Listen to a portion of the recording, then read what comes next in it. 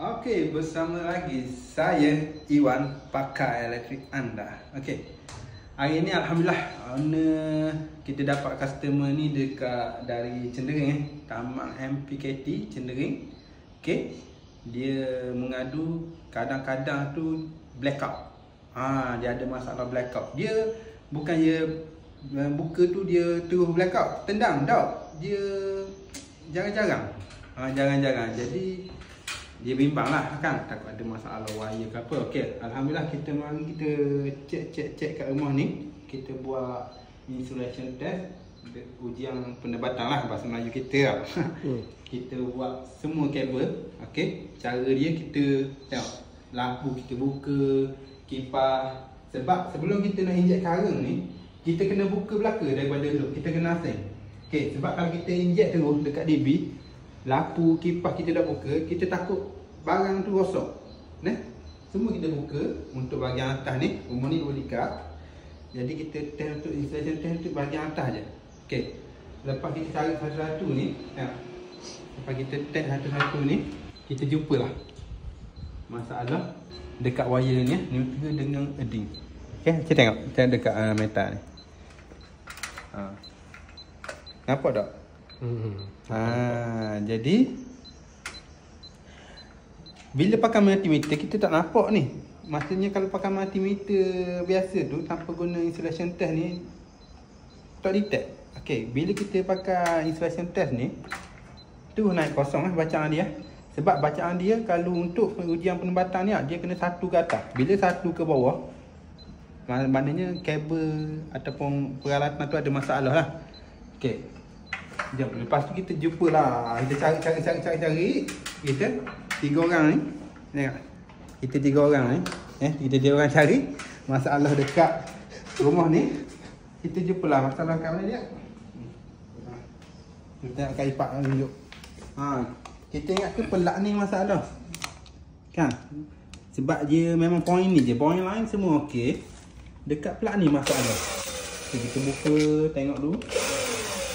Okay. Sebenarnya kita buka dah tadi. Kita buat video ni kita nak tunjuk. Okey. Kita check lah, kita buat installation test sini kan. Kutu-kutu apa semua okey. Last lah kat mana je pun. Tunjuk. Tu toh. Dekat kabel nampak tak? Maksudnya skru dia kena kabel.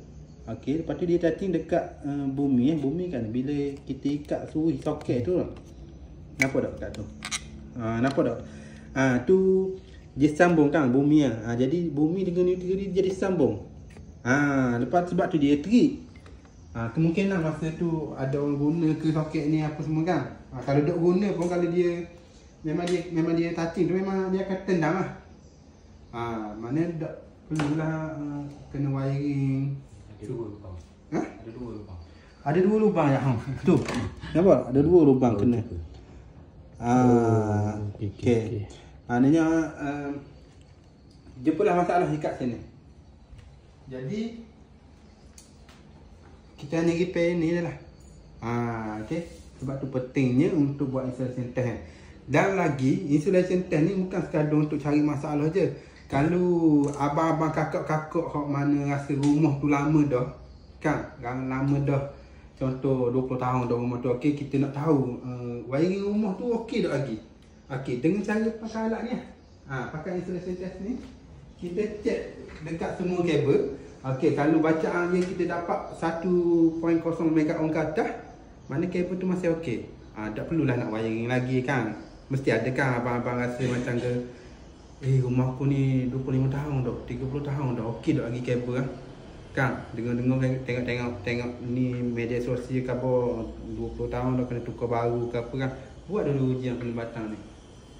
Jadi bila kita buat ujian penebatan ni, kita sahih dah kalau kabel tu okey, maksudnya boleh guna lagi lah. Tak bazir duit lah. Okey, panggil kita buat installation test. Kalau confirm memang reading dia memang rendah dah, memang tak comel dah, buat baru tu lah. Boleh lah buat tak tahu. Gitu. Faham tak setakat tu? Penjelasan ni panjang lebar sikit. Okay, sebab kita nak tunjuk cara kita buat kerja, macam mana kita dapat apa semua ni. Alhamdulillah kita jumpa dekat point soket tu memang masalah. Okay, baik. Pakar tak? Pakar tak? Pakarlah elektrik anda.